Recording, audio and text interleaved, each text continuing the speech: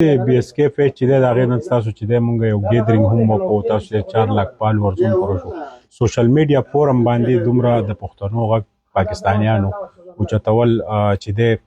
څومره دلي سکون درته میلاویږي بسم الله الرحمن الرحیم سید صاحب ډېره مننه خوشحاله او آباد اوسئ څومره چې زمونږ ملګري دي د هغو هم ډېره زیاته شکریه ادا کوو بیا د هغې بالخصوص څومره چې زمونږ کتونکي دي د بي اس کې پیجو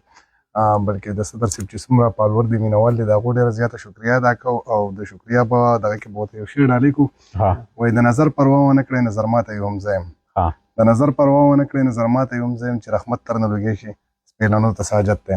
او ډاکټر صاحب وایي چې د نظر پاڼو لږې مه کوه ساده جانانه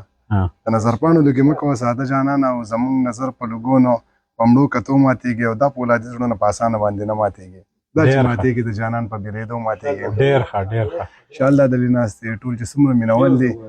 شعر به ورته هم ډالۍ کړو خو خاص کر زموږ چې څومره پیج کتونکي دي نو هغو ته وایو چې یو روغماني شانتې شعر دی وایي چې د که د یو قبر نه بل ته سړی تللی شوی خاورې لاندې دیدنونه که کېدی شوی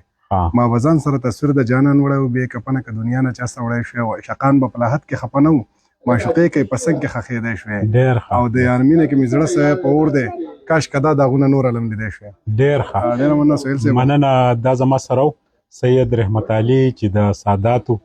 ورسره دلته د کاروبار او د صدر صاحب چې دی ملاتړ کوي د هغوی په سختو کې چې دی دوی برابر ټول ملګري شریک دي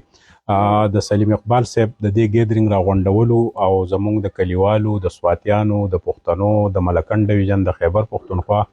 د مشرانو سره ملاقات چې دی دا کریډټ سلیم اقبال صاحب ته ځي د هغه درنګ جهان مننه کوو ټول ملګري خوشحاله او آباد اوسئ ډېره مننه مهرباني